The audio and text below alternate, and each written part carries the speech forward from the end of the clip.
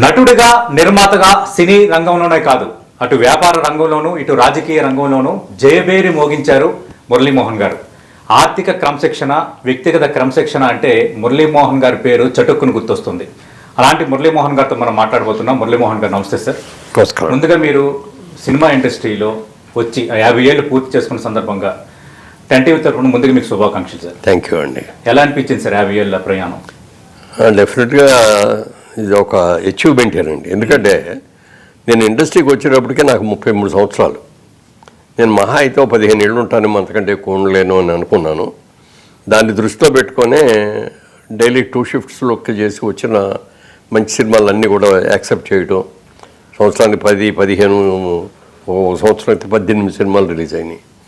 అంత ఇదిగా చేయడానికి కారణం కూడా అదే. మ్యాక్సిమం నేను 15 ఇయర్స్ దాటి నేను ఉండను హీరోగా యాక్ట్ చేయడం అన్నట్టుగా అనుకొని అలా లెక్క వేసుకొని వచ్చారు. కొంచెం దాని మూలంగా ఏమైందంటే బిగినింగ్లో ఫాస్ట్గా వెళ్ళింది. బట్ లాస్ట్ ఈ 10 ఇయర్స్కి బట్టి చూసుకుంటే పాలిటిక్స్లోకి వెళ్ళటం మూలంగా కానీ ఇంకా ఇతరత్ర కారణాల వల్ల కానీ కొంచెం స్లో అయింది. కానీ లేకపోతే ఇంకా చాలా ముందు అయ్యేది. అప్పుడు బిగినింగ్లో మనం స్పీడ్ అయ్యి నడితే ఇంకో 7-8 సంవత్సరాల ముందే అయ్యి ఉండేది. But what ever it is, అది అయినందుకు చాలా చాలా సంతోషంగా. అంటే ఈ 50 ఏళ్ళ ప్రయాణంలో అంటే మీరన్నారు నాకే నమ్మకం లేదు 15 ఏళ్ళ వరకు ఉంటాను అని అనుకున్నానని.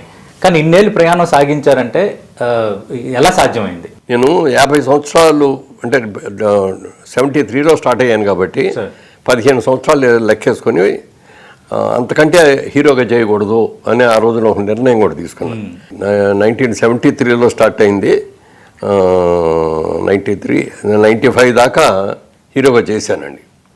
ఆ తర్వాత నాకు నేనే అనుకున్నాను, నిర్ణయించుకున్నాను ఈ హీరోగా చేయకూడదు. ఇక కింద కొత్త వాళ్ళు వస్తారు, మంచి వాళ్ళు వస్తారు, బ్రహ్మాండమైన వాళ్ళు. మనం ఎందుకు ఇంకా అదే పట్టుకొని వెళ్ళాడాలి? క్యారెక్టర్ రోల్స్ వస్తే చేద్దాం, లేకపోతే వద్దులే అని చెప్పి అనుకొని ఒకరోజు ఇట్లా ప్రెస్ మీట్ పెట్టేసి ప్రెస్ మీట్లో అనౌన్స్ చేశాను, ఇక నుంచి నేను హీరోగా దలుచుకోలేదు. గ్రేట్ థింగ్ సార్ అది. మీరు ఇప్పుడు చెప్తుంటే మాకు కొంచెం ఇదిగా ఉంది. మా సొంత సినిమాల్లో కూడా నేను హీరోగా చేయకూడదు. హీరోలు కావాలంటే బయట హీరోలను బుక్ చేసుకుందాం, క్యారెక్టర్ రోల్స్ మాత్రం చేద్దామని చెప్పి ఆ రోజు నిర్ణయం తీసుకున్నాం. ఆ నిర్ణయాన్ని తూచా తప్పకుండా పాటించాం. నేను ఎక్కడో చదివాను సార్, పూర్ణచంద్రరావు గారు మిమ్మల్ని ఏదో సందర్భంలో కలిసినప్పుడు నాకు పరిచయం చేశామని నువ్వు ఒక్కడే చెప్తున్నావు, చాలా మందిని పరిచయం చేశాను చెప్పట్లేదు అని. అంటే ఇండస్ట్రీలో గ్రాటిట్యూడ్, యాటిట్యూడ్ అనేది ఎంత కీలకం సార్? అంటే ఎవరినైనా సరే మనల్ని లిఫ్ట్ ఇచ్చిన వాళ్ళని మన జీవితంలో మర్చిపోకూడదండి. మర్చిపోయామంటే అంతకంటే కృతజ్ఞత అనేది ఇంకోటి ఉండదు అసలు. పూర్ణచంద్రరావు డైరెక్ట్గా హీరోని ఇచ్చారు. పూర్ణచంద్రరావు అప్పటికే పెద్ద ప్రొడ్యూసర్. నాగేశ్వరరావుతో తీశారు, అమితాబ్ బచ్చన్తో కూడా తీశారు, చాలా పెద్ద నిర్మాత ఆయన. వాళ్ళ కంపెనీ నుంచి వచ్చి డైరెక్ట్గా హీరో అనేటప్పటికి వెంటనే యాక్సెప్ట్ చేశారు. కరెక్ట్గా 4 రోజులు అడిగారు డేట్లు. 4 రోజుల్లో తీసుకెళ్ళి మెర్కారా అని కూర్గు డిస్ట్రిక్ట్ కర్ణాటక, అక్కడ చేశారు షూటింగ్. మొత్తం షూటింగ్ అయిపోయింది, అనుకున్న ప్రకారం అయింది. సినిమా కూడా పెద్ద సక్సెస్ఫుల్గా అవ్వకపోయినా గిరిబాబుకి నాకు కూడా మంచి పేరే వచ్చింది. నేను 2వ సినిమా ఆయన దగ్గర యాక్ట్ చేసింది తిరుపతి అనే సినిమా. తిరుపతి దాంట్లో రాజబాబు గారి హీరో, కమెడియన్ రాజబాబు గారు. ఆ రాజబాబు గారి సిస్టర్ జయసుధ. అతనికి ఒక పల్లెటూరు వ్యక్తి సిటీకి వచ్చి తన కూతురికి ఏవో నగలు కొనుక్కొని బంగారం కొనుక్కొని వెళ్దామని వచ్చిన వ్యక్తి ఈ అపార్ట్మెంట్స్ కాంప్లెక్స్ లాంటిలోకి వెళ్ళిపోయి ఎలా ఇరుక్కుపోయాడు, అక్కడ ఏమేం ఘోరాలు జరిగినాయి అనే దాని మీద సబ్జెక్ట్ అండి. జాక్తా రోహో అని రాజ్ కపూర్ గారు చేశారు ఒరిజినల్ సినిమా. దాని ఇన్స్పిరేషన్తో పెట్టి ఇంట్రెస్టింగ్ సబ్జెక్టే సార్. అందులో ఒక ఇన్స్పెక్టర్ క్యారెక్టర్, మీది ఇన్స్పెక్టర్ క్యారెక్టర్. ఇతని అమాయకత్వం ఇవన్నీ కూడా తీసుకొని సినిమా అంతా కూడా త్రూఅవుట్ అతను హెల్ప్ చేస్తూ ఉంటాడు. చేసిన తర్వాత ఫైనల్గా బయటకు వెళ్ళిన తర్వాత అప్పుడు అడుగుతాడు అనమాట, ఇలాంటి మంచి వ్యక్తి ఉండబట్టి నన్ను ఇది చేశారు, నేను నా చెల్లి కూతురి పెళ్లి కోసం ఇక్కడికి వచ్చాను, ఆ పెళ్లికి మంచి సంబంధం కోసం చూస్తా, మీకు అభ్యంతరం లేదు చూడండి మా అమ్మాయిని కూడా, ఓకే మీకు నచ్చితే పెళ్లి చేసుకుంటారా అని అడుగుతాడు అనమాట. అప్పుడు ఇతని అమాయకత్వం, ఇతనిలో ఉన్న నీతి నిజాయితీ అన్నీ చూసిన తర్వాత యాక్సెప్ట్ చేస్తాడు. ఓకే, అలా ఆ సబ్జెక్ట్ అది దాసనారాయణరావు గారి డైరెక్షన్లో జరిగింది. తీసిందేమో నా క్లోజ్ ఫ్రెండ్. మేము విజయవాడలో హనుమాన్ ప్రసాద్ గారు అని మేము బిజినెస్లో కూడా వాళ్ళ షాప్ మా షాప్ కూడా దగ్గరలో ఉండేవి. అక్కడి నుంచి ఫ్రెండ్ నాకు ఆయన. సో అది జరిగిన అన్నాడు కూడా దాసరి గారు, నువ్వు చాలా సిన్సియర్గా ఉన్నావయ్యా, బాగా కష్టపడి చేస్తున్నావు. అప్పటికే నేను నాటకాలు వేసాను కాబట్టి కొంచెం డైలాగ్ డెలివరీ అవన్నీ కూడా స్టేజ్ లేకపోవడం అని అప్పుడు అన్నారనమాట ఆయన. నువ్వు జీవితంలో మంచి స్టేజ్కి వెళ్తావు, నాది బాధ్యత తీసుకుంటున్నాను, నా సినిమాలు అన్నింటిలో నువ్వు ఉంటావు అని చెప్పి ఆయన ఆ మాట అంటాం. అన్న తర్వాత ఎన్నో సినిమాల్లో నాకు అవకాశం ఇవ్వడం జరిగింది. అందుకని వాళ్ళిద్దరిని మాత్రం నేను జీవితంలో మర్చిపోలేను. అంటే really I'm very happy sir. ఎందుకంటే ఇప్పుడు యువతరం ఈ గ్రాటిట్యూడ్ అనేది చాలా ఇంపార్టెంట్. అప్పుడు మీకు ఎవరైతే దారి చూపించారో, మీరు ఇండస్ట్రీలో నిలదొక్కుకోవడానికి కారణం అయ్యారో వాళ్ళ పేర్లు మీరు ఇప్పటికీ స్మరించుకుంటున్నారు అనేది అది చాలా గొప్ప లక్షణం, గొప్ప గుణం కూడా.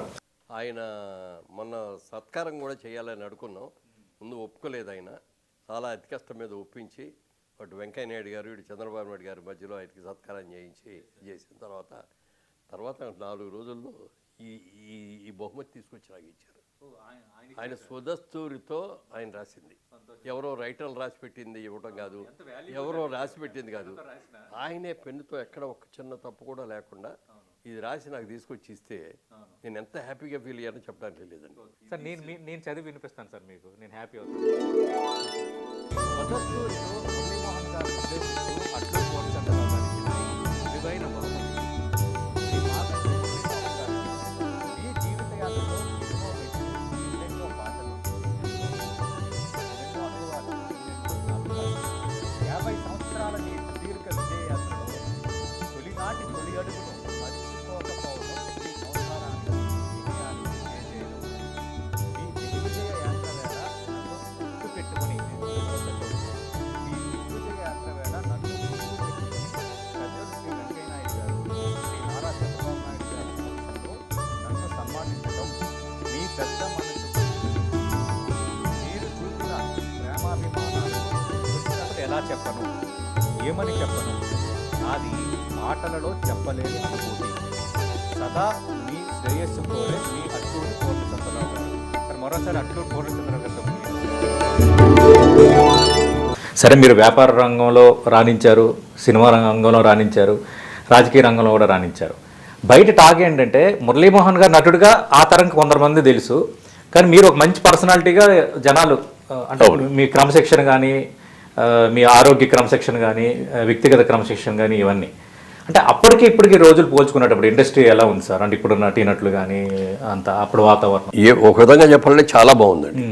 చాలా బాగుందంటే అప్పటికంటే ఇప్పుడు టెక్నిక్ పెరిగింది, టెక్నాలజీ పెరిగింది, మంచి మంచి దర్శకులు వచ్చారు, మంచి మంచి నటీనటులు వచ్చారు, సాంకేతిక నిపుణులు వచ్చారు. వీటిలన్నింటినీ కూడా ఉపయోగించుకొని వాళ్ళు అద్భుతమైన సినిమా చేయగలుగుతున్నాం. ఇదివరకు సినిమా, తెలుగు సినిమా మేము చేసే ఆ రోజుల్లో కేవలం 2 తెలుగు రాష్ట్రాలు అయినటువంటి తెలంగాణకి, ఆంధ్రాకి మాత్రమే పరిమితం. అవును. కానీ వాళ్ళ రోజున అలాగా తెలుగు సినిమా అనేది ప్రపంచవ్యాప్తంగా వెళ్ళి ఎన్నో విజయాల్ని సాధించి తెలుగు సినిమా అంటే ఇదా అని ఒక స్పెషల్గా నేమ్ వచ్చేట్టుగా చేయగలిగారంటే వాళ్ళ ఇండస్ట్రీ. అందుకని ఈ జనరేషన్ తప్పు అంటానికి కానీ వాళ్ళు తక్కువ అంటానికి కానీ చెప్పడానికి లేదు. చాలా అద్భుతంగా ఉన్నారు అందరూ కూడా. హీరోలు, హీరోయిన్లేమో ఇదివరకు మన వాళ్ళే ఉండేవారు తెలుగు వాళ్ళు, మన తెలుగు వాళ్ళే హిందీకి కూడా వెళ్ళేవారు. ఇప్పుడు హిందీ హీరోయిన్ తెచ్చుకొని మనం చేస్తున్నాం. వాళ్ళు ఎవరో ముక్కు ముఖాలు కూడా మనకు తెలియదు. 4 సినిమాలు ఉంటే ఉంటారు, 4 సినిమాలు పోయిన తర్వాత వెళ్ళిపోతారు. ఇక్కడ లేదా ఇంట్రెస్ట్గా బాగానే ఉందండి. కాకపోతే అప్పుడేంటంటే కొన్ని క్రమశిక్షణ బాగుండేది. ఇవాళ ఆ క్రమశిక్షణ అనేది కొంచెం తగ్గింది. ఆ రోజున మాకు మార్గదర్శకులు ఎవరు అని అంటే ఎన్టీ రామారావు గారు, అక్కినే నాగేశ్వరరావు గారు. వాళ్ళు చాలా నిజాయితీగా, చాలా జాగ్రత్తగా ఉండేవారు. రామారావు గారు, నాగేశ్వరరావు గారు ఒకసారి ఒక మీటింగ్ పెట్టుకుని వాళ్ళిద్దరు పర్సనల్గా, మా బ్రదర్, మనం మీకు నాకు పోటీ ఉంటుంది, ఈ సినిమాలు నా సినిమాలు అనేది, కానీ మన ఇద్దరిలో మంచి స్నేహం ఉంది, పోటీ మనం రెమ్యూనరేషన్ తీసుకోవడంలో పోటీ పడద్దు. మంచి సినిమాల్లో చేయడానికి, మంచిగా నటించడానికి మీరు పోటీ పడదాం. కానీ ఎందుకంటే మన తెలుగు సినిమా ఇండస్ట్రీ అనేది చాలా చిన్నది. ఈ చిన్న ఇండస్ట్రీలో మీరు నేను పోటీలు పడి మన రెమ్యూనరేషన్ పెంచేస్తే హీరోయిన్లు పెంచేస్తారు, క్యారెక్టర్ యాక్టర్లు పెంచేస్తారు, కమెడియన్స్ అందరూ పెంచేస్తారు. మన సినిమా తట్టుకొని నిర్మాత నిలబడలేడు. అందుకని మనం 50,000కి మించి తీసుకోకూడదు రెమ్యూనరేషన్ అని చెప్పి రోజు నాగేశ్వరరావు గారు కూడా, ఎన్టీ రామారావు కూడా ఆ నిర్ణయం తీసుకొని దాన్ని పాటించడం మూలంగా హీరోయిన్లు అందరూ కూడా 40,000 35,000 ఆ రేంజ్లో ఉండి, క్యారెక్టర్ యాక్టర్ అందరూ 20,000 ఆ రేంజ్లో ఉండే, కామెడియన్స్ అందరూ కూడా 10,000 అట్లా ఉండే. సో ప్రొడక్షన్ కంట్రోల్ ఉండేది. Yes sir. ఆ కంట్రోల్ ఇవాళ తగ్గిపోయింది. మీరు వెరీ ఇంట్రెస్టింగ్ సార్ ఈ పాయింట్. యా, అంటే ఇవాళ ఉన్న పరిస్థితుల్లో కొంతమంది నిర్మాత బాగా సఫర్ అవుతున్న మాట కూడా వాస్తవమే. అవును. బట్ టెక్నాలజీ పెరిగి ఇవాళ మంచి పేరు ప్రతిష్టలు వచ్చేసి ఇవాళ తెలుగు సినిమా అంటే కేవలం ఆంధ్రప్రదేశ్లోనే కాదు, కేవలం తెలంగాణలోనే కాదు, భారత జాతీయ స్థాయిలోనే కాకుండా అంతర్జాతీయ స్థాయిలో ఇవాళ విపరీతమైన విదేశాల్లో కూడా ఇక్కడ ఏ రోజున మనకి సినిమాలు అక్కడ కూడా జరిగి సైమల్టేనియస్గా రిలీజ్ అవుతుంది అంటే మన ఖ్యాతి పెంచిన ఘనత ఇవాళ కొంతమందికి ముఖ్యంగా చెప్పుకోవాలి. వాళ్ళందరి మూలంగా వాళ్ళ తెలుగు సినిమా ఎదిపడింది. వాళ్ళ తెలుగు సినిమా రిలీజ్ అవుతుంది అంటే హిందీ ప్రొడ్యూసర్లు మనకంటే ముందు యాంగ్జైటీగా చూస్తారు. ఎందుకంటే సబ్జెక్ట్ బాగుంటే మనం కొనేసుకుందాం, లేకపోతే ఆ టెక్నీషియన్ డైరెక్టర్ బాగుంటే మనం తీసేసుకుందాం, లేకపోతే ఆ యాక్టర్ బాగుంటుందంటే మన సినిమాలో ఇద్దామని ఇట్లా ఇవాళ సినిమా ఇండస్ట్రీ అనేది జాతీయ స్థాయిగా ఒకటే అయిపోయింది. ఇండియాలో ఉన్న ఏ భాషలో ఉన్న ఎందరు మంది ఉన్నా ఇవాళ తీసే సినిమాని 4 లాంగ్వేజ్లు 5 లాంగ్వేజ్లో చేస్తాను. దాని మూలంగా అందరూ చూస్తున్నారు. తెలుగు ఎగ్జాక్ట్లీ అదే వచ్చిందండి. అది రావడానికి కారణం మన తెలుగు నిర్మాతలే. అంటే నేను మొదటి నుంచి కూడా మీకు అప్పుడు ఎలా అనిపించింది సార్? అంటే ఇప్పుడు హీరో నిర్మాత, మీరు హీరోగా ఉన్నప్పుడు మీరు నిర్మాతను చూసే కోణం ఒకటి ఉండొచ్చు, బట్ మళ్ళీ మీరు నిర్మాత పాత్రలోకి వచ్చేటప్పుడు ఎలా అనిపించింది? అంటే హీరో నిర్మాతల మధ్య రిలేషన్స్ ఎట్లా ఉండాలని అనిపించింది? హీరోను నిర్మాతలు ఎప్పుడు కూడా చాలా భార్యాభర్తలు లాంటి వాళ్ళండి. ఇద్దరు అనుకూలంగా ఒకరికొకళ్ళు అనుకూలంగా ఉంటేనే అది సక్సెస్ అవుతుంది. లేకపోతే నా రెమ్యూనరేషన్ అంత కావాలి, ఇంత కావాలి, లేకపోతే నాకు ఒంట్లో బాగాలేదు నేను రాను, ఇలాంటి అనుకుంటే నిర్మాత అనేవాడు భార్య మెడలో ఉన్న మంగళసూత్రం కూడా తాకట్టు పెట్టి తీసుకొచ్చి ఆఖరి నిమిషం దాకా సినిమా రిలీజ్ అవటం కోసం కష్టపడే ఒక మంచి నిర్మాత. ఆ నిర్మాత 4 రోజులుగా ఉండేటట్టుగా మనం చూసుకోవాలి తప్ప ఓ సినిమా తీసి ఇంటికి వెళ్ళిపోయేటట్టుగా ఉంటే కుదరదు. అందుకని మ్యాక్సిమం నిర్మాతకి కోఆపరేట్ చేయాలి. అందుకని నేనున్న కెరీర్లో ఏ రోజున సినిమా హీరోగా చేసినప్పుడు కూడా ఏ రోజున నాకు ఇంత రెమ్యూనరేషన్ కావాలని అడగటం కానీ, మీరు డబ్బులు ఇస్తేనే రేపు షూటింగ్ వస్తాను అంటే కానీ ఏ రోజు అనలా. ఎందుకంటే నేను సినిమా ఇండస్ట్రీకి రాకముందు నుంచే ఒక బిజినెస్ మ్యాన్ని. సో బిజినెస్లో ఉండే కష్టాలు ఏంటి, సినిమాలో ఉండే కష్టాలు ఏమిటో నాకు అప్పటికే తెలుసు. సో ఈ తప్పు మనం చేయకూడదు, నిర్మాతను మనం కాపాడుకోవాలి అనేది రామారావు గారిని చూసి, నాగేశ్వరరావు గారు చూసి, వీళ్ళందరూ ఎవరిని చూసైనా నేర్చుకున్నాం. మంచి ఎక్కడైనా సినిమా ఇండస్ట్రీలో ఉన్న ప్రతి మంచిని నేను తెలుసుకున్నాను. ఎలా ఉండాలి, అలవాట్లకు దూరంగా ఎలా ఉండాలి, నీతిగా నిజాయితీగా ఎలా ఉండాలి. ఎందుకంటే అప్పటికే నాకు పెళ్ళి అయిపోయి 2 పిల్లలు కూడా ఉన్నారు. ఆ టైంలో నేను వచ్చేసి ఇక్కడ ఉండేటువంటి అవకాశాలు చాలా ఉంటాయి. చెడిపోవటానికి, బాగుపడటానికి ఎన్ని అవకాశాలు ఉంటాయో చెడిపోవటానికి కూడా అంతకంటే ఎక్కువ అవకాశాలు ఉంటాయి. అందుకని మనం వాటి జోలికి వెళ్ళకూడదు. సినిమా ఇండస్ట్రీలో ఉన్నంత వరకు తాగకూడదు, వ్యభిచారం చేయకూడదు, జూదం ఆడకూడదు, టైం ప్రకారం వెళ్ళి చేయాలి, క్రమశిక్షణ మెయింటైన్, ఇవన్నీ నాకు నేనే పెట్టుకున్నాను. అది 100% కూడా నేను సక్సెస్ఫుల్గా చేయగలిగాను.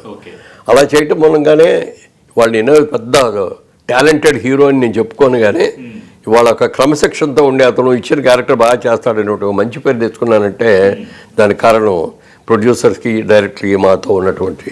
మీరు అన్నట్టు అక్కడ వరకు కూడా వెళ్ళక్కర్లేదు సార్. 50 ఏళ్ళు పూర్తిగా ఉన్నారంటేనే ఇంకా అదే బిగ్ సర్టిఫికేట్. మీకు అంతకు మించిన సర్టిఫికేట్ లేదు కదా. ఎక్కువగా ఏ హీరోతో ఎక్కువ క్లోజ్ ఉండేవారు అంటే కష్టం సుఖం ఓపెన్గా ఎవరితో చెప్పుకోలేనిది కూడా చెప్పుకోనంత క్లోజ్నెస్ ఏ హీరోతో ఉండేది మీకు? అంటే నేను చిన్నప్పటి నుంచి కూడా అఖిలే నాగేశ్వరరావు గారి అభిమాని. ఓకే, ఆయన సినిమాలు వస్తాయంటే ఫస్ట్ డే చూడాలి అనేటువంటి అది నాకు తెలియకుండా నేను సినిమాల్లోకి వచ్చిన తర్వాత ఆయన ఇన్ఫ్లుయెన్స్ నా మీద కూడా పడి ఒకళ్ళిద్దరు అన్నారు, నువ్వేంటో నాగేశ్వరరావు గారిని అనుకరిస్తున్నట్టుగా ఉంది. అయ్యో, నేను అనుకరించలేదు, నాకు తెలిసిన ప్రకారంగా చేశాను. అప్పుడు మీ ఆహార్యం, మీ క్రాఫ్ట్ అట్లా అనిపించేది. అదే ఒకవేళ అది ఉందేమోనని తర్వాత జాగ్రత్త పడి అలాంటిది లేకుండా ఉండటం కోసం కూడా చేశాను. అందుకని నాగేశ్వరరావు అంటే విపరీతమైన ఇష్టం. ఎన్టీ రామారావు గారు అంటే ఎందుకు ఇష్టం అంటే ఆయన పౌరాణిక సినిమాలు కానీ, జానపద సినిమాలు కానీ, చారిత్రాత్మక సినిమాలు కానీ అద్భుతంగా చేసేవారు. సోషల్ ఫిల్మ్స్ అంటే నాగేశ్వరరావు అంటే ఎంత ఇష్టమో, జానపదాలను పౌరాణికాలు అంటే ఆయన అంటే కూడా అంత గొప్ప. అందుకని వాళ్ళిద్దరూ అంటే బాగా ఇష్టం. అలాగే సినిమా ఇండస్ట్రీకి రాకముందే శోభన్ బాబు గారితో పరిచయం జరిగింది. ఓకే, విజయవాడ ఏదో షూటింగ్ వస్తే ఆయనకి నాకు ఒక కామన్ ఫ్రెండ్ ఉండి అతను నేను వెళ్తున్నాను నువ్వు కూడా రా అని చెప్పి తీసుకెళ్ళి అక్కడ పరిచయం చేశాడు. ఆయన నా ఇంకా చూస్తున్నాడు. సార్ ఏంటి సార్ నా ఇంకా చూస్తారు ఏంటి అన్న. ఏం లేదు, మీరు బాగున్నారు కదా, మీరు సినిమా ఇండస్ట్రీలో ఎందుకు ట్రై చేయలేదు అన్నాడు. చాలా మంది కోరుకున్నారు మీరు ఇండస్ట్రీకి రావాలని. అంటే నేను అన్నా, సార్ నాకు బిజినెస్ మ్యాన్ అవ్వాలనే కోరుకుంటున్నాను, బిజినెస్ చేసుకుంటున్నాను, బాగుంది, సరదా కోసం నాటకాలు వేసుకుంటున్నాను, అందుకని నేను ఆ దృష్టి పెట్టుకోలేదండి అన్న. లేదు వస్తే బాగుంటుంది మీరు అని అన్నారు.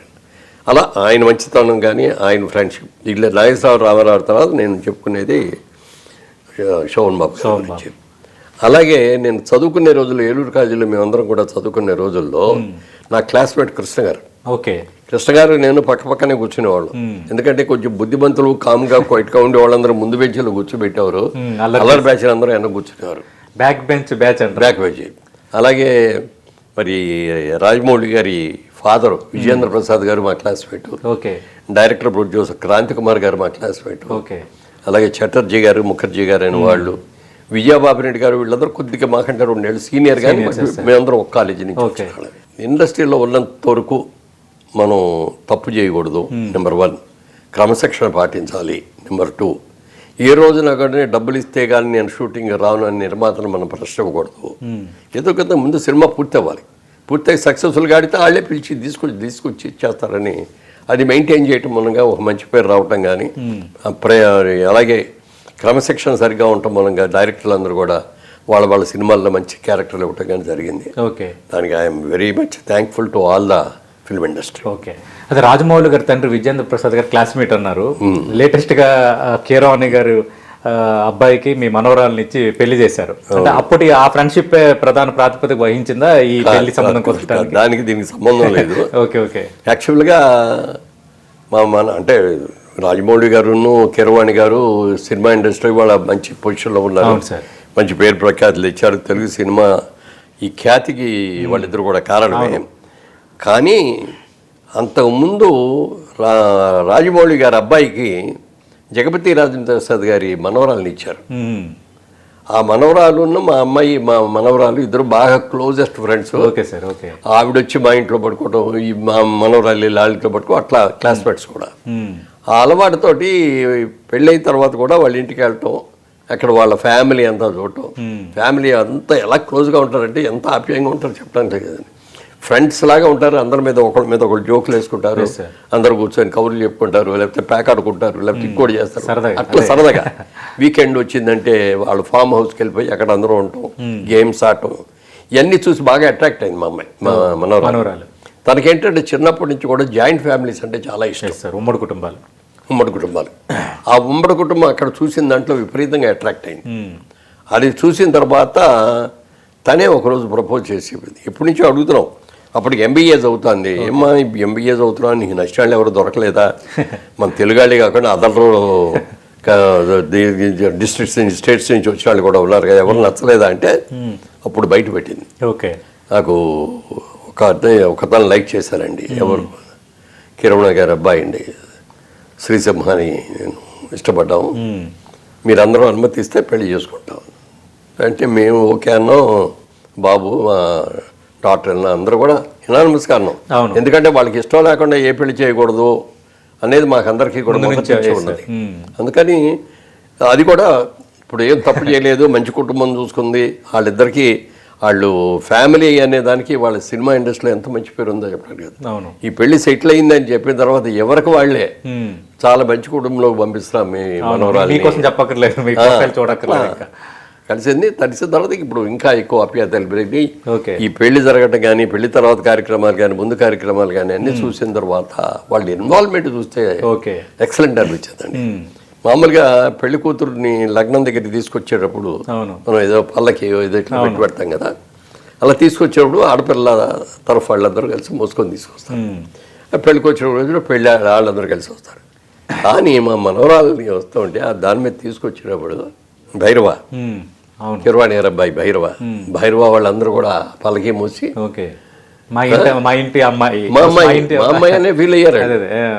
చేసి వాళ్ళందరూ చేశారు డాన్స్. రాజమౌళి గారు ఏం డాన్సులు చేశారు, కిరవాణి గారు చేయలేదు, తక్కువ మీరు కూడా డాన్స్ చేశారు, వైరల్ అయింది బాగా. అదే ఇక అసలు వాళ్ళందరూ చూస్తా అంటే వచ్చిన వాళ్ళందరికీ ఎవరు ఆడపిల్లవాళ్ళు ఎవరు మగపిల్లవాళ్ళు తెలియని పరిస్థితి వచ్చింది. అంత బాగా అంత ఆప్యాయంగా we are very very very happy అండి. అది ఈ సంవత్సరం జరగడం హ్యాపీ ముఖ్యంగా. అలాగే ఈ సంవత్సరం బిగినింగ్లో 2024 బిగినింగ్లో ఫిబ్రవరి నెలలో ఓకే మా డాక్టర్కి కూడా పెళ్లి జరిగింది. Okay sir. ఓకే. అంటే నాకు 2 మనవరాళ్ళు, 1 మనవడు, గ్రాండ్ చిల్డ్రన్. 2 మనవరాళ్ళకి ఈ సంవత్సరం పెళ్లి జరిగింది. ఓ సంతోషం. ఒకరికి ఫిబ్రవరిలో జరిగింది, ఒకరికి ఇప్పుడు జరిగింది డిసెంబర్లో జరిగింది. ఓకే. సో 2 మంచి మ్యాచ్లు వచ్చినాయి. 2 మ్యాచ్లు కూడా వాళ్ళు సెలెక్ట్ చేసుకున్నాయి. వాళ్ళ సెలెక్షన్ కూడా డెఫినెట్గా చాలా బాగుంది. We are very very happy. అందుకని ఈ సంవత్సరాన్ని నేను మర్చిపోలేను. ఓకే. నెంబర్ 2, ముఖ్యంగా ఈ 2024 సంవత్సరంలో ఇంకా బాగా గుర్తుపెట్టుకోవాల్సింది, చంద్రబాబు నాయుడు గారు అనే వ్యక్తి ఆంధ్రప్రదేశ్కి ఎంతో చేసిన వ్యక్తి. వాళ్ళు తెలంగాణ ఈ స్టేజ్లో వచ్చిందన్న వాళ్ళు ఆంధ్రప్రదేశ్ 0 నుంచి మొదలెట్టాల్సి వచ్చింది. క్యాపిటల్ కూడా లేదు కదా. అలాంటి చేసి 5 సంవత్సరాల్లో బాగా చేశాడు అనుకునేదాన్ని నెక్స్ట్ ఎలక్షన్లో గెలవకుండా వేరే పార్టీ రావటం, వేరే వ్యక్తి ముఖ్యమంత్రి అవడం జరిగింది. ఆ వచ్చిన తర్వాత అమరావతిని అద్భుతంగా చేద్దాం అనుకున్న దాన్ని ఏదో 3 రాజధానులని అదేని ఇదని చెప్పి టోటల్గా ఆ కార్యక్రమం డెవలప్మెంట్ అంతా కూడా పడిపోయింది. ఇండస్ట్రీస్ రాలేదు, ఎంతో నష్టం జరిగింది. అలాంటి దాన్ని ప్రజలు మళ్ళీ గుర్తించి మనం చేసిన తప్పు ఇది, మళ్ళీ మనకి ఇంత మంచి నాయకుడు ఉండగా అతను చేసుకోకుండా ఏమిటి అని చెప్పి తెలుగుదేశం పార్టీ పెట్టిన తర్వాత ఎన్టీ రామారావుకి కూడా రానంతటి అద్భుతమైన విజయం మొన్న చంద్రబాబు నాయుడు గారు తెలుగుదేశానికి వచ్చింది. ఆ రోజు చాలా చాలా సంతోషపడ్డాం. అందరూ కూడా ఇవాళ రోజున డెవలప్మెంట్ మళ్ళీ చేసిన తప్పుల్ని సరిదిద్దుకుంటూ డెవలప్మెంట్లోకి వచ్చారు. చంద్రబాబు నాయుడు గారు ఈ 5 సంవత్సరాలు, మొన్న పవన్ కళ్యాణ్ గారు కూడా ఒక స్టేట్మెంట్ ఇచ్చారు. ఈ కూటమి ఏర్పడటానికి కారణం ముఖ్యంగా చెప్పాలంటే పవన్ కళ్యాణ్. ఆయన్ని జైల్లో పెట్టి అక్రమంగా అన్యాయంగా జైల్లో పెడితే జైల్లో పలకరించడానికి వెళ్ళి అక్కడ ప్రపోజల్ పెట్టాడు ఆయన. మీరన్న టర్నింగ్ పాయింట్ అది. మొన్న పవన్ కళ్యాణ్ గారు ఇంకో స్టేట్మెంట్ ఇచ్చారు. జనరల్గా ఆ స్టేజ్లో ఉన్న నాయకుడు నెక్స్ట్ ఎలక్షన్లో నేనే ముఖ్యమంత్రి కావాలి సహజం. అది అలాంటిది ఆయన కూడా కోరుకున్న సహజమే. కానీ ఆయన మొన్న స్టేట్మెంట్ ఇచ్చారు ఆయన స్వయంగా. చంద్రబాబు నాయుడు గారు ఈ 5 ఏళ్లే కాదు, ఇంకో 5 ఏళ్ళు కూడా ఆయనే ముఖ్యమంత్రి ఉండాలి, రాష్ట్ర బ్రహ్మాండంగా అభివృద్ధి చెందుతుంది ఆయన అనే మాట మాత్రం చాలా గ్రేట్ అండి. చాలా మెచ్చుకోవాలి ఆయన విజ్ఞతని, ఆయన ముందు చూపుని. ప్రతి ఒక్కళ్ళం కూడా ఆయన్ని మనం అభినందించాలి, పొగడాలి కూడా. అంత మంచి నిర్ణయం తీసుకున్నారు. ఇవన్నీ కూడా 2024 జరిగినాయి కాబట్టి హ్యాపీయెస్ట్ ఇయర్గా నేను ఫీల్ అవుతున్నాను. అంటే సార్ ఈ సందర్భంలో నేను పాలిటిక్స్లో లేకపోయినా ఏమైనా అనిపించిందా, లేదంటే రాంగ్ టైంలో నేను పాలిటిక్స్ నుంచి తప్పుకున్నాను అనిపించిందా? ఎందుకంటే మీరు కంటిన్యూటీ అయ్యి ఉంటే ఇప్పుడున్న విజయాలకి వీటికి మీకు పెద్ద పొజిషన్లోనే ఉండే ఛాన్సెస్ ఖచ్చితంగా అదే. అది యాక్చువల్గా నేనే వద్దనుకున్నానండి. మీరు ఇండివిజువల్గా నేను అంటే ఆయన చంద్రబాబు నాయుడు మొట్టమొదటి ఎన్టీ రామారావు గారు బలవంతం చేశాను, మీరు రండి రాజమండ్రి నుంచి పోటీ చేయండి అని. ఇప్పుడు ఆయన దగ్గరికి వెళ్ళి చెప్పాను నేను, సార్ మీలాగా అన్నీ త్యాగం చేసి వచ్చేటటువంటి అవకాశం నాకు లేదు సార్, నేను ఇప్పుడిప్పుడే పైకి వస్తున్నాను, ఇంకా పెళ్ళిళ్ళు చదువుకుంటారు, వాళ్ళ పెళ్ళిళ్ళు కాలేదు, ఈ టైంలో నేను అన్నిటి సాక్రిఫైస్ చేసి ఇటు వస్తే ఇటు రాజకీయ నాయకుడిని కాక అటు సినిమాలు బాగొట్టుకొని ఇటు కాకుండా అయిపోతే నేను తట్టుకోలేనండి, అందుకని క్షమించండి సార్ అంటే ఆయన okay brother, it's all right అన్నారు ఆయన.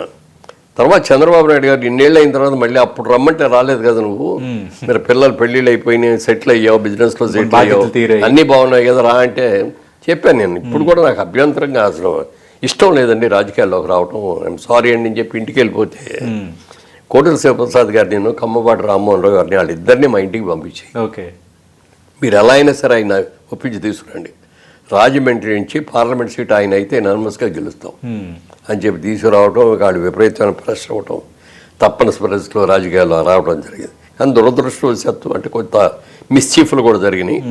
1700 ఓట్ల తేడాతో ఫస్ట్ టైం నిలబడినప్పుడు ఓడిపోయాను. అప్పుడు నాకు ఓ పట్టుదల వచ్చిందనమాట.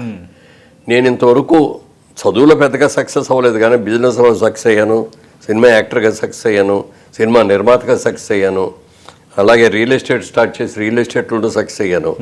కానీ రాజకీయాల్లో వచ్చి ఎందుకు ఫెయిల్ అయ్యాను, నేనేం తప్పు చేశానా, లేకపోతే నాకు ఆ సమర్థత లేదా, లేకపోతే ప్రజల్లో నాకు మంచి పేరు లేదా, ప్రజలు నాకు ఓటేయలేదా, నన్ను తిరస్కరించారా, మీరు ఆత్మపరిశీలన చేసుకున్నాను.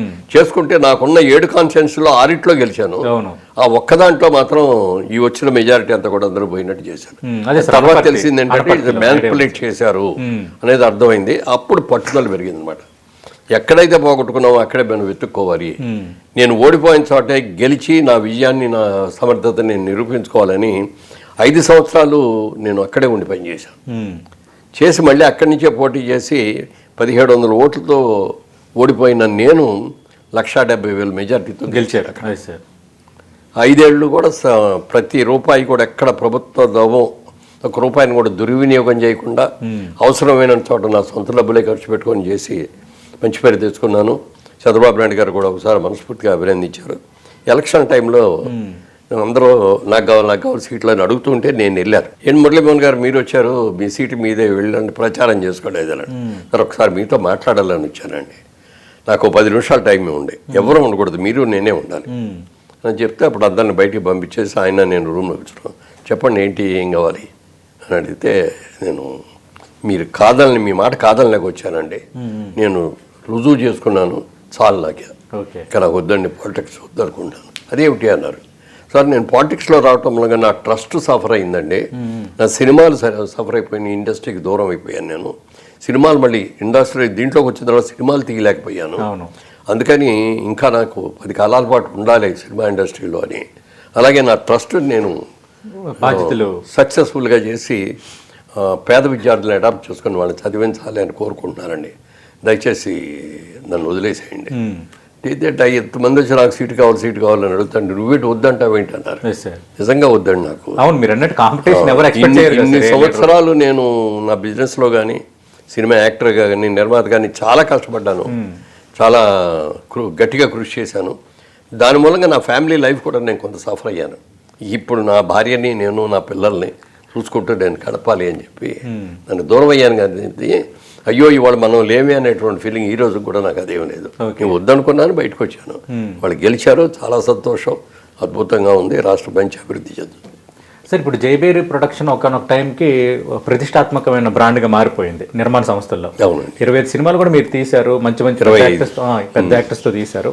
మరి ఎందుకు సార్ సడన్గా ఎందుకు ఆపేశారు ప్రొడక్షన్? సడన్గా ఏం ఆపలేదండి. యాక్చువల్గా ఈ రాజకీయాల్లోకి వెళ్ళిపోయిన తర్వాత, ఎందుకంటే సినిమా అనేది 1000 కళ్ళతో చూసుకోవాలి. అవును. సినిమా మంచి సినిమా, చెడ సినిమా మనం తీసామనుకోండి లాగి లెంపకాయ కొడతారు ప్రజలు, మాడు బగులుతుంది. అవును సార్. మనం సినిమా తీయపోయినా ఎవరేమో అనుకోరు, కానీ మంచి సినిమా తీయపోతే మాత్రం ఇదేంటారు బాబు ఇలాంటి సినిమా తీసాడు. ఇప్పుడు వరకు మేము 25 సినిమాల్లో 1-2 సినిమాలు తప్ప ఫెయిల్యూర్ అనేది, మిగిలిన అన్ని ఆల్మోస్ట్ సక్సెస్. కొన్ని ఎక్కువ ప్రాఫిట్స్ రాకపోయినా బ్యాలెన్స్ అయిపోయింది, నష్టాలు రాలేదు, అట్లా సక్సెస్ అయినవి కూడా ఉన్నాయి. అందుకని పాలిటిక్స్లోకి వెళ్ళిపోయిన తర్వాత ఏముందంటే, మా వాళ్ళందరూనేమో ఈ బిజినెస్ ఆడవాళ్ళు, మా తమ్ముడు కానీ, మా అబ్బాయి కానీ, కిషోర్ గారు, రామ్మోహన్ గారు, వాళ్ళందరూ కూడా దీంట్లో బిజీ కన్స్ట్రక్షన్లో. నేను వెళ్ళిపోయి అక్కడ పాలిటిక్స్ అని తిరిగితే ఎవరు చూడాలి, ఇది ఎవరో ఎంప్లాయీస్ మీద పెట్టే సినిమా మీరు దిగండి అని అన్నాం అనుకోండి, సినిమా ఎలా ఉంటుందో తెలియదు. అందుకని వద్దులే, ఇప్పుడు కొద్ది రోజులు ఆపుదాం అనుకున్నాం. ఆపిన గ్యాప్ ఇప్పుడు 10 ఏళ్ళు పైన అయిపోయింది, 12 ఏళ్ళు అంత అయిపోయింది. ఇది అతడు సినిమా తీసి, అదే లాస్ట్ సినిమా. ఇప్పుడు చేద్దామని అనుకుంటున్నా కూడా, అది లాస్ట్ సినిమా అయినా ఇప్పటికీ కూడా అది ఎవరిగ్రీన్. ఇప్పుడు టీవీలో వస్తే ప్రతి ఒక్కరు సినిమా మొత్తం అయినంత వరకు చూసే అద్భుతమైన సినిమా సార్. ఇప్పుడు ఏమైందంటే, మన బ్యానర్ పేరు నిలబెట్టుకొని మళ్ళీ మంచి సినిమా తీయాలి అంటే ఇవాళ ట్రెండ్స్ మారిపోయినాయి. ఈ ట్రెండ్ని మనం అర్థం చేసుకొని, ఇప్పుడు మేము చేసిన కథలని వాళ్ళు చెప్తే అంది పాతకాలపు కథలు అంటారు. కానీ అలా కాకుండా మోడర్నైజ్ చేసుకొని ఎలా చేయాలని దాని మీద ఆలోచిస్తున్నాం. బట్ విల్ డూ అండి. సార్ ముందు మీరు అతడు సినిమా వద్దనుకున్నారు, కథ అది అంటే మనం తీయదగ్గ సబ్జెక్ట్ కాదని అనుకున్నారు, నేను ఎక్కడ చదివాను, ఎంతవరకు కరెక్ట్ సార్? అంటే ఇక్కడ యాక్చువల్గా ఇదే టేబుల్ మీద, ఓకే ఇదే ఇక్కడే త్రివిక్రమ్ శ్రీనివాసుడు మా బ్రదర్ కిషోర్ గారు, నేను అక్కడ కూర్చున్నాను. కథ అంతా చెప్పారండి, 3 గంటల సేపు చెప్పారు. అంటే యాక్చువల్ సినిమా లాగా షార్ట్ టు షార్ట్ చెప్పారు. ఓకే. అంటే ఆయన్ని డైరెక్ట్ చేద్దాం, ఆయన సినిమాలు అంతకుముందు రైటర్గా చాలా సినిమాలు చేశారు, మంచి ఇది అవుతాడు. నేను మా బ్రదర్ అనుకున్నాం త్రివిక్రమ్ శ్రీనివాస్కే మనం డైరెక్షన్ ఇద్దాం, అతని సబ్జెక్టు అతనే డైరెక్షన్ చేద్దామని అనుకొని ఆఫర్ ఇచ్చాం. ఓకే. ఇస్తే సార్ క్షమించాలి, నేను స్రవంతి కిషోర్ గారికి మాట ఇచ్చాను ఫస్ట్ సినిమా చేస్తానని, అది చిన్న సినిమా అండి, అది చేసి మీ దగ్గరికి వస్తానండి. ఓకే అండి అన్న. వచ్చిన తర్వాత చెప్పారు కథ, చాలా చాలా అంటే చాలా బాగుంది కథలో. నాకు చివరికి వచ్చే ఒక అనుమానం ఏంటంటే, హీరోలో బిగినింగ్లో కొంచెం నెగిటివ్ క్యారెక్టర్ లాగా ఉంటుంది, అది ఆ నెగిటివ్ నాకు నచ్చలేదు. మనకంటే ఆ రోజుల్లో సినిమాలు అంటే దేవుడు అంటే కృష్ణుడు లాగానో శ్రీరామచంద్రుడు లాగానో ఉండాలి తప్ప పాజిటివ్ వైబ్, ఒక నెగిటివ్ ఇది ఉండకూడదు అని అదొక్కటే నాకు ఇదిగా ఉందండి అన్న. అంటే వెంటనే మా బ్రదర్ కిషోర్ కానీ త్రివిక్రమ గారు చెప్పారు, సార్ మీరు ఇంటర్నేషనల్ సినిమాలు కూడా చూడండి, మీరు చెప్పినట్టుగా సర్వగుణ సంపన్నుడిలాగా హీరో ఉండాలని అనుకుంటే కుదరదు. ఇవాళ నెగిటివ్ ఇది కూడా ఉండాలి, ఆ నెగిటివ్ని పాజిటివ్ చేసుకుని ఎలా ఇది అయ్యారు అనేది వాళ్ళ ట్రెండ్ అండి అని చెప్తే ఓకే అండి అయితే అన్నాం, అంతే తప్ప అది నచ్చలేదని కానీ నేను అసంతృప్తిగా చేయటం కానీ కాదు. మాట్లాడేటప్పుడు చాలా అటెంటివ్గా విన్నారు ప్రభుత్వ పెద్దలని అన్నారు. ఎలాంటి సలహాలు ఇచ్చారు సార్, సూచనలు ఎలాంటివి చేశారు? అంటే జనరల్గా ఎప్పుడు కూడా ప్రతి సంవత్సరం కూడా ఇండస్ట్రీ వాళ్ళందరం కలిసి కొత్త గవర్నమెంట్ వచ్చి కొత్త ముఖ్యమంత్రి వచ్చి వాళ్ళు వెళ్ళి కలవటం అనేది ఒక ఆనవాయితీ, సాంప్రదాయం.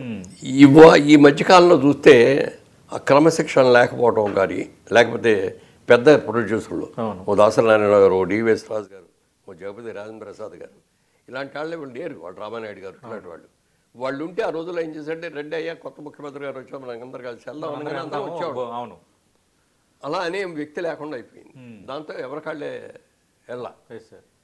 ఇప్పుడు ఇండస్ట్రీ కలవాలి అని నిలబడి ఎవరికాళ్ళు ఇండివిజువల్ బొకే ఇచ్చి రావడమే కాదు, అందరు కలిసి గ్రూప్గా వెళ్ళి అభినందించి అయ్యా మాకు ఈ సమస్యలు ఉన్నాయి, మీ కోఆపరేషన్ కావాలి, మీ కోఆపరేషన్ లేకుండా మా సినిమా బతకదు అని కోరుకొని రావడం అనేది ఆనవాయితీ. అది అది జరగకపోవడం ఒక విధంగా మా సైడ్ నుంచి కూడా మేము కూడా తప్పుగానే ఫీల్ అయ్యాం. ఏదేమైనా జరిగిన ఇన్సిడెంట్ జరిగింది. మన ముఖ్యమంత్రి గారిని ఆయన కూడా పెద్ద మనసు చేసుకొని మాకు ఇంకో అదృష్టం దురదృష్టం ఏంటంటే సినిమా ఇండస్ట్రీలో యాక్టివ్ ప్రొడ్యూసర్గా పెద్ద ప్రొడ్యూసర్గా ఉన్న వ్యక్తి దిల్ రాజు గారు, అలాగే ముఖ్యమంత్రి గారితో బాగా ఇది ఉండి ఆయన ఎఫ్డీసీ చైర్మన్గా పెట్టడం మూలంగా వెంటనే ఆయన యాక్చువల్గా అమెరికాలో ఉంటే కూడా వెంటనే రండి, అవును సార్ గేమ్ చేంజర్ షూటింగ్లో ఉంటే కూడా రండి అంటే ఆయన వచ్చి అపాయింట్మెంట్ తీసుకున్నారు. వెంటనే అపాయింట్మెంట్ ఇచ్చారు.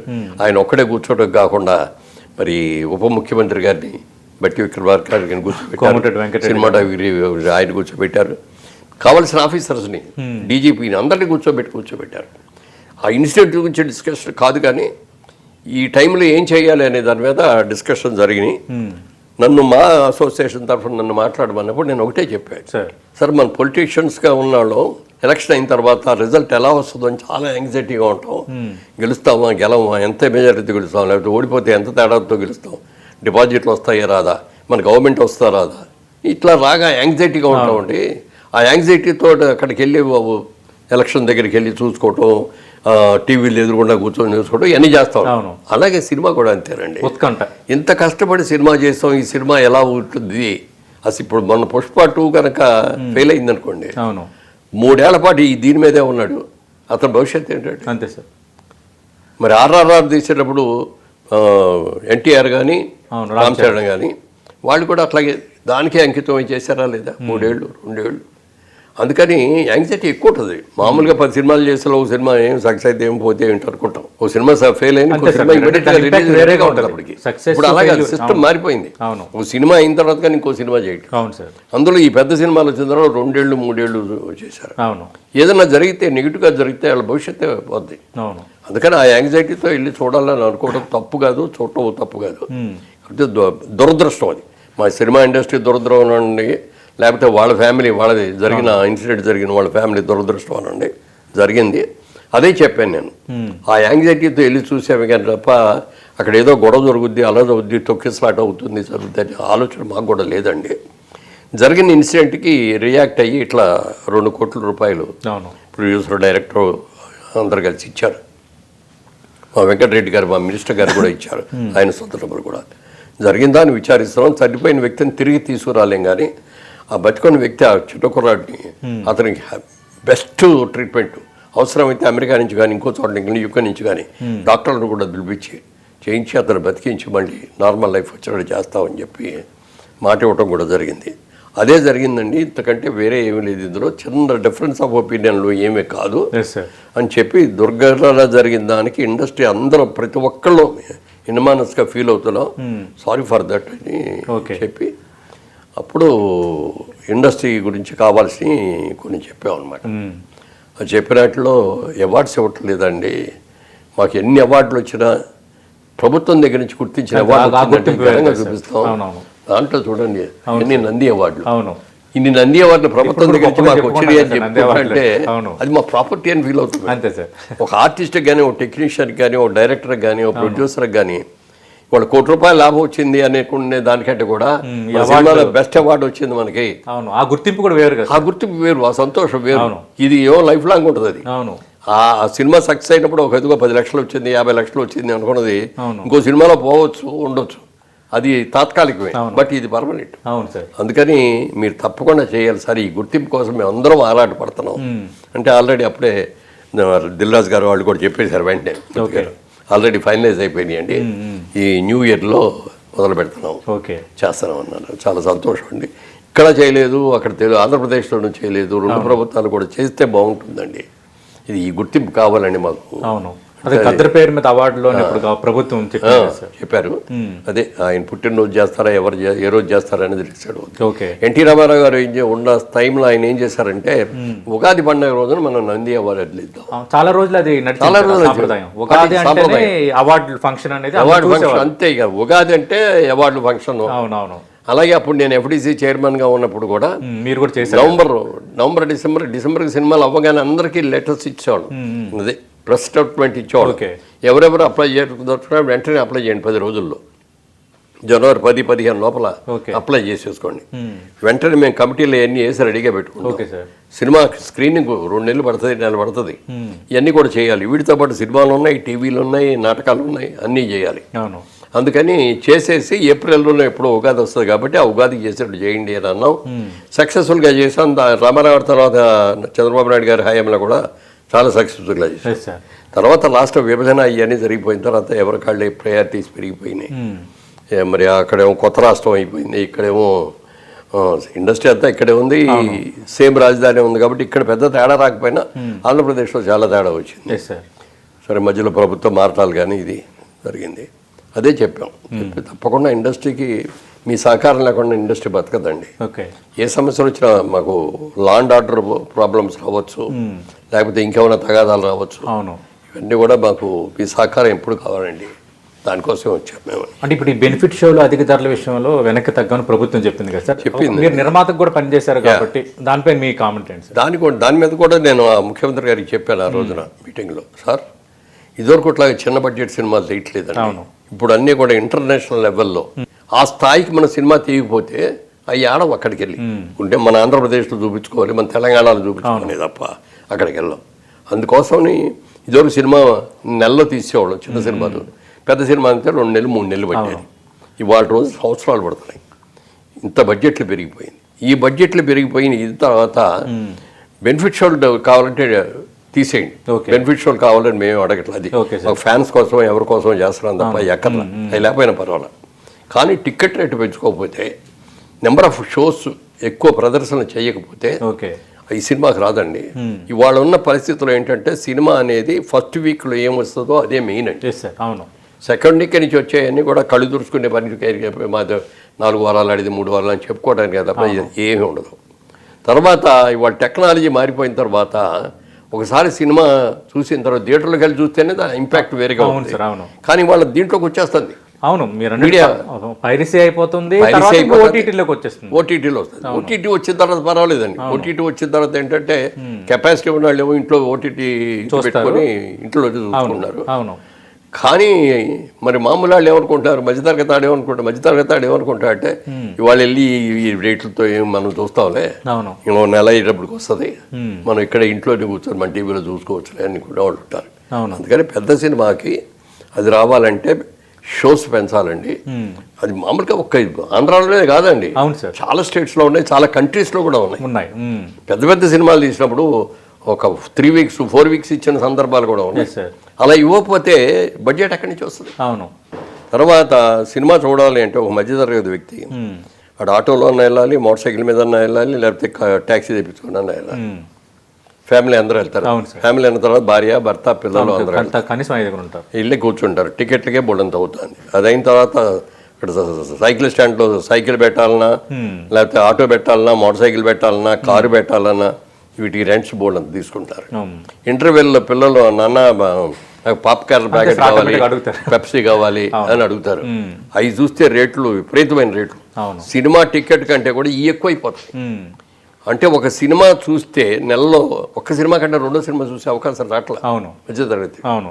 ముందు అసలు ఆ రేట్లు తగ్గించాలి. ఉమ్, సినిమా థియేటర్లు కనుక ఇంకా బాగా ఆడాలి అంటే మీరు మార్కెట్లో బయట ఏ రేట్లో ఉన్నాయో ఆ రేట్లే చేయండి, ఓకే అంతే తప్ప సార్. అంటే ఈ విషయంలో మీరు ఏమైనా కొంచెం ఇనిషియేటివ్ తీసుకుంటారు సార్? అంటే ఇండస్ట్రీ పరంగా అందరూ ఇండస్ట్రీ పరంగా అంటే మనం చేయగలిగింది లేదు. థియేటర్ సెక్షన్ వాళ్ళు చేయాలి తప్ప సార్. మనం చేసేది కాదు. అవును. అంటే ఛాంబర్ వాళ్ళు కేర్ తీసుకోవాలి దీనికి.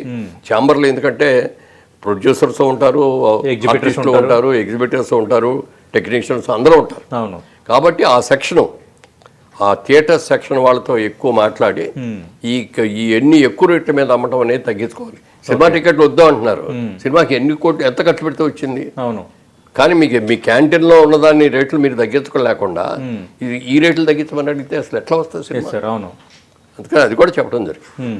సార్ ఇందాక అన్నారు గతంలో ఇండస్ట్రీకి పెద్దలు ఉండేవారు, అందరినీ కలుపుకొని ముఖ్యమంత్రులను కలవటం కానీ ఇట్లాగా అయ్యేదని. అంటే మరి ఇప్పుడు ఇండస్ట్రీకి దాసనారాయణరావు గారి తర్వాత ఒక పెద్దంటూ లేకుండా పోయారా? ఆయన ఉండుంటే సమస్య వచ్చేది కాదు అనే వాళ్ళు కూడా ఉన్నారు. డెఫినెట్గా 100% కరెక్ట్ అండి. అందుకనే ఓ రోజు సందర్భంలో నేను చిరంజీవి గారిని అడిగాను. నేను ఇప్పుడు పెద్దవాళ్ళు ఎవరు లేరండి, ఇప్పుడు ఉన్న వాళ్ళలో హీరోగా మీరు పెద్ద హీరోల్లో ఓ రాజకీయ నాయకుడిగా వెళ్ళారు, సెంట్రల్ మినిస్టర్గా చేశారు, ఏ విధంగా అయినా వాళ్ళ కనుక మీరు ఇండస్ట్రీ పెద్దగా కనుకుంటే ఏదైనా పిలిపిస్తే గబుకుని అందరూ వచ్చేటట్టు ఉండాలి. అవును. నాకంటే నువ్వు పెద్దాడు కదా, నువ్వు చెయ్యి అన్నాడు ఆయన. మిమ్మల్ని వాళ్ళు నేనేం సినిమాలో పెద్ద యాక్టివ్గా లేదు కదండి, నేనేం హీరోని కాదు, మీరు ఇంకా స్టిల్ మీరు హీరోగా ఉన్నారు, సినిమాలు తీస్తున్నారు, మీ అబ్బాయి పెద్ద హీరో అయ్యాడు, మీలాంటి వాళ్ళు ఉండాలి తప్ప ఇంకెవరు కాదని నేను చెప్పాడితే సరే అని యాక్సెప్ట్ చేశారు. బట్ ఎక్కడో ఆయన మనసు చిక్కుమని ఏదో ఇదయింది. తర్వాత అందుకని నేను ఇండస్ట్రీ పెద్దగా ఉండదలుచుకోలేదు, ఇండస్ట్రీ బిడ్డగా ఉండదలుచుకున్నాను. ఇండస్ట్రీకి ఎప్పుడు ఏది అవసరం వచ్చినా నేను చేయడానికి సిద్ధంగా ఉన్నది, అందుకని నేను పెద్దగా ఉండదలుచుకోలేదు. కూడా చిరంజీవి రాలేదు, అది రావలేదంటే ఆయనకి వేరే ఇన్వెస్ట్ ఉండొచ్చు ఎందుకన్నా. కానీ ఇప్పుడు అందుకని ఎవరు పలానా అతను పెద్ద అంటే ఎవరికాళ్ళు నాకెందుకులేండి వద్దులేండి అనే బాధ్యత తీసుకోవడానికి ఎవరు ఇష్టపడట్లేదు. అంటే ఇదివరకు ఉన్నట్టు కట్టుబాట్లు, ఇదివరకు ఉన్న క్రమశిక్షణ వాళ్ళు లేదు. దాని మూలంగా ఏంటి నువ్వు చెప్తే మేము రావాలా అని అంటారు. అదే సార్ మీరు అన్నట్టు కొంచెం ఈగోస్ అట్లా ఉన్నాయి కొంచెం. సార్ సినీ పెద్దలు జగన్మోహన్ రెడ్డి ముఖ్యమంత్రిగా ఉన్నప్పుడు కూడా అప్పుడు కలిశారు ఒకసారి. సినీ పెద్ద చిరంజీవి అందరూ కలిసి అప్పటి ముఖ్యమంత్రి జగన్మోహన్ రెడ్డి భేటీ అయ్యారు. వాటి గురించి వదిలేండి, నో ఇష్యూ సార్. అంటే అప్పుడు కొంత కొంత నెగిటివ్ వైబ్స్ కూడా వచ్చింది, చాలా వచ్చింది. ఇక అందుకని అయ్యే అని చెప్పొద్దు. No issue sir. ఆ విషయంలో మీ అభిప్రాయం ఏదని కాదు, అంటే వీళ్ళు కొందరు చేస్తున్న ఆరోపణలు అదే ఇష్యూ చేశారు. ఇప్పుడు రేవంత్ రెడ్డి సమావేశంలో సైలెంట్ గా ఉన్నారు సినీ పెద్దలు. అదే ఇప్పుడు ఏమైపోయిందంటే హీరోలకు కూడా లాస్ట్ టైం అట్లా జరిగింది, ఈసారి వెళ్తే కూడా మన అట్లా ఇంపార్టెన్స్ ఇస్తారో లేదో, మన సరిగ్గా రిసీవ్ చేసుకుంటారో లేదో చూద్దాంలే అనుకున్న ఇది కూడా పెరిగింది మాట వాస్తవం. ఒక అనుమానం. రైట్. మీకు ఈ కొత్త సంవత్సరం మరింత మంచి జరగాలి, మీరు అనుకుంటున్నట్టుగా ఈ జైబేరి ప్రొడక్షన్లో ఒక సినిమా కూడా రావాలని మేము అందరం కూడా మనస్ఫూర్తిగా కోరుకుంటున్నాం సార్. ఈ 24లో ఒక 3 సంఘటనలు మీకు చాలా సంతోషాన్ని నింపాయి. అలాంటి సంఘటనలు మరిన్ని జరగాలని 2 తరఫున మనస్ఫూర్తిగా కోరుకుంటున్నాం. యాక్చువల్గా సినిమా ఇంటర్వ్యూస్ వేరు, నేను అందుకే ప్రారంభంలో మీ వ్యక్తిత్వం మీద ఎక్కువగా ఇంటర్వ్యూ చేశాను. ఎందుకంటే సోషల్ మీడియాలో కూడా మురళీమోహన్ గారు క్రమశిక్షణ ఏంటి, మురళీమోహన్ గారు ఏం చేస్తారు, ఎంత కష్టపడి ఎట్లా వచ్చారు, ఎట్లా ఎంత సామ్రాజ్యాన్ని నిర్మించుకున్నారు అనేది జనాల్లో చాలా ఇంట్రెస్ట్ ఉంది. అందుకే నేను దాని తర్వాతే ఈ అంశాలని ప్రస్తావించాను. మీరు ఓపికగా సమాధానం ఇచ్చినందుకు మీకు ప్రత్యేక ధన్యవాదాలు సార్ మురళీమోహన్ గారు. అలాగే వీక్షించిన ప్రేక్షక మహాజల్కి ఎన్టీవీ వారికి కూడా నా శుభాకాంక్షలు తెలియ. అందరికీ happy new year sir. Sir మీకు కూడా హ్యాపీ న్యూ ఇయర్ సార్. ఇది ప్రముఖ నిర్మాత, నటులు, మాజీ ఎంపీ, ప్రముఖ వ్యాపారవేత్త మాగంటి మురళీమోహన్ గారితో 10 టీవీ స్పెషల్ ఇంటర్వ్యూ.